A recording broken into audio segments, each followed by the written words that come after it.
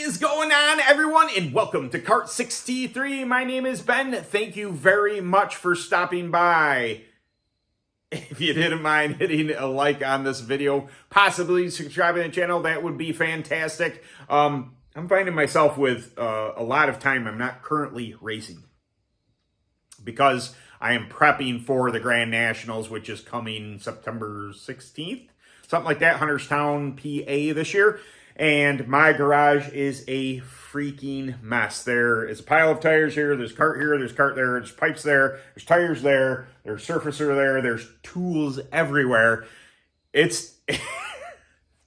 We will not be doing a shop tour whilst everything looks this way. But know that I am preparing for that.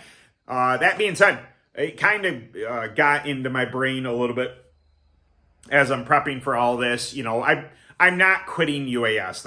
Let's first things first. I'm not quitting UAS. I have no intent of getting rid of my open kart engine and racing UAS, the Central New York UAS or Western New York UAS. But my kart partner Walt and I were discussing next year and maybe selling off some things at the end of the year. I have quite a few opens and this and that may be going up for sale, but it got us kind of wondering, you know, maybe I should try my hand at clone racing. I have some thoughts on that. Now, every open racer I've ever talked to about clone racing is less than thrilled, we'll say. They either, you know, watch it or they've actually done that. They've put a clone kart together. They've gone out racing and say, you know, basically it bursts off the corner and then you're out of juice. When you're running the type of horsepower that I'm used to running, that other open guys are used to running, you know, there's going to be a shock to the system if I do this. But It kind of an experiment, kind of to see, you know, can I, you know, do I practice what I preach? There are some variables when you're in an open that you have room to move. You can maximize your chassis setup, you can maximize your tire setup, but they aren't as crucial in an open because of the horsepower advantage. Like if I get out of shape and manage to catch it coming out of a corner, I have gobs of horsepower to get me out of a sticky situation. Now, mind you, you know, the guys who don't screw up corner are clearly going to be faster.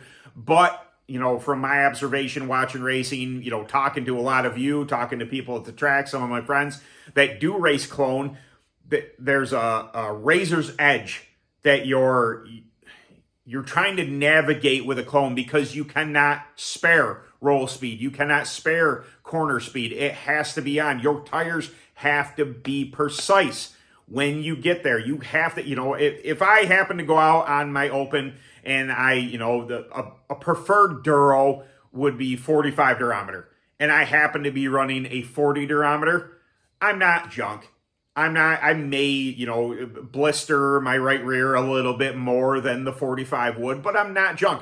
Now, in the clone world, if you're off by 5 points, you know, it's possible that you could be lap traffic. You could be in the way. You could be, you know, this could be a problem. So I know that if I do this, if I go to a clone, and again, I'm not quitting open racing. I'm not getting rid of my open because I am an open guy.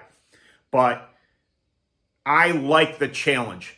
I like the idea of I have to be a little more precise on durometer. I have to be more precise on my prepping situation. Setup is, you know, absolutely key. This kind of, you know, we're discussing next year and everything, but it was when we went to the AMS, the Bill Layfield Memorial race, and the opens were slower than the clones. I know that's it's ridiculous to say, but the track really was a clone track. There was limited amount of grip, but in the line that they were running, which was a giant circle, they were able to maintain corner speed where we could not. You sing it down in the corner with an open and try and get back to the throttle. And I mean, it's It's maybe a little easier to hook up clone power compared to 60, 70 horsepower. You know, what we're running, the 450 ended up, a KTM 450 ended up winning the open race. But I believe, if I'm not mistaken, all of our lap times were actually slower than clones because of their corner speed, the ability to stay in the throttle, where we're having to jump out early, couldn't get back to the gas. When you did get back to the gas, sideways it went. And I think that challenge, you know, is going to be something I want to, you know, here I am making videos telling you guys, hey, try this, try that. And in theory, they are all the same. You know, an adjustment I make on my open is, in theory, the same adjustment that you guys make on a clone or a Predator. It's just, it matters a little bit more on your side because of how little horsepower you have compared to what I have. You know, I do hear people like, oh, that motor's got tons of, you know, they're talking about a clone. Like, oh, this thing's got tons of horsepower. It's just like,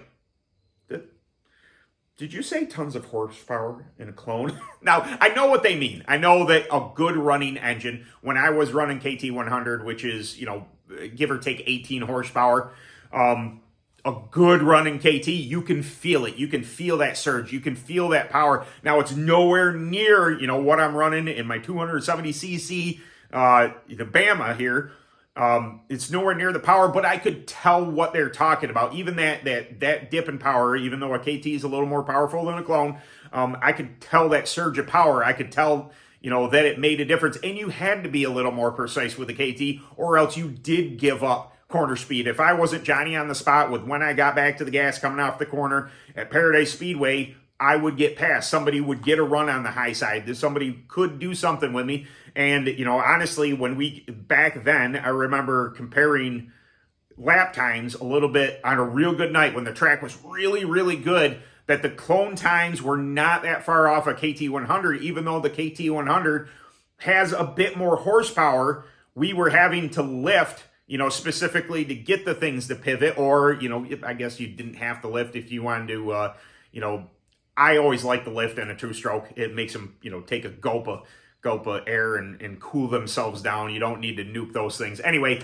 I don't know. It just, I thought this would be a kind of a cool video. You know, I'm sure I might get some comments from my open viewers that are like, don't do it. Don't.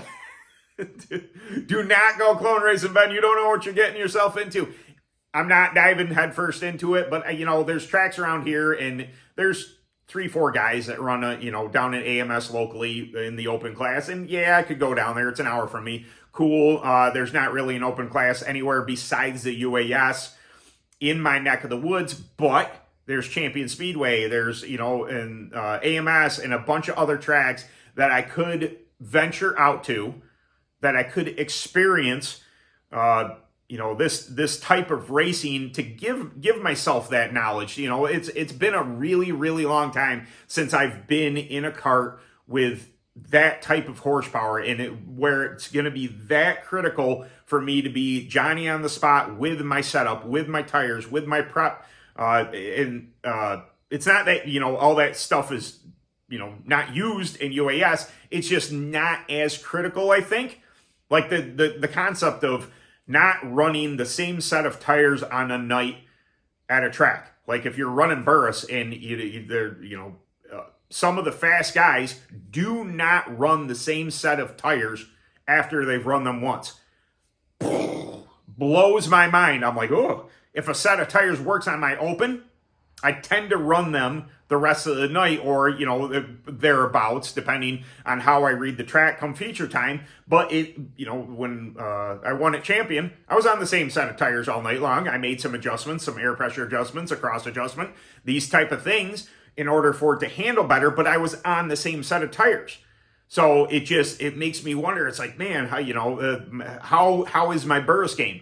You know, how is my Vega game when I'm going to a track? Like if I go take a clone down, say to Champion, and I can run Vegas because I really, you know, I feel as if I'm a little better with Vegas than I am Burris.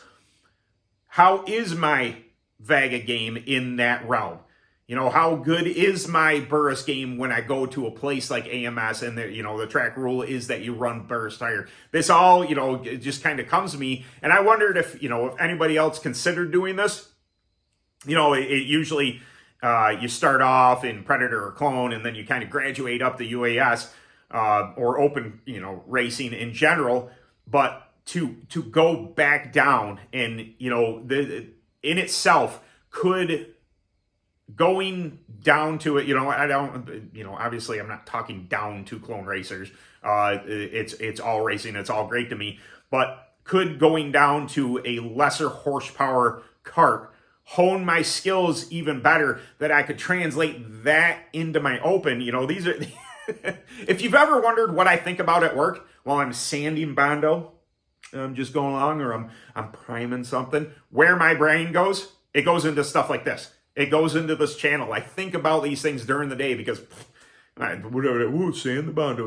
No, I'm not going to do that. I'm going to think about things that, make my life better, that I really am passionate about. And I'm passionate about racing and racing kart. So all these things I thought I'd just kind of put out there and see what you think about it.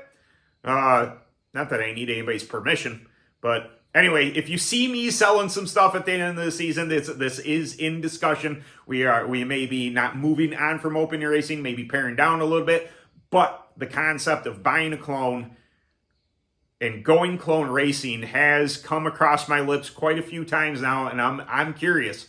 Am I going to be lap traffic? It's possible. I don't think I'm going to show up to people to a track and just dominate. Because, hey, man, I've raced opens before. Well, it's not the same thing. It is nowhere near the same thing. I know it's not, but it is a challenge, and I love a challenge. I love, raising the bar to myself. Can you do this? Can you make yourself better? Can you make yourself understand what went wrong? It's just something that really, it's piqued my interest as of late, and I thought that, hey, man, it'll make a good video. Just kind of pour it out there, let you guys know what I'm kind of thinking about next year. Maybe it won't happen. Maybe it will, but I am thinking about it. Anyway, guys, I really do appreciate you stopping by. I hope this was entertaining for you, and we'll see you in the next video. Later.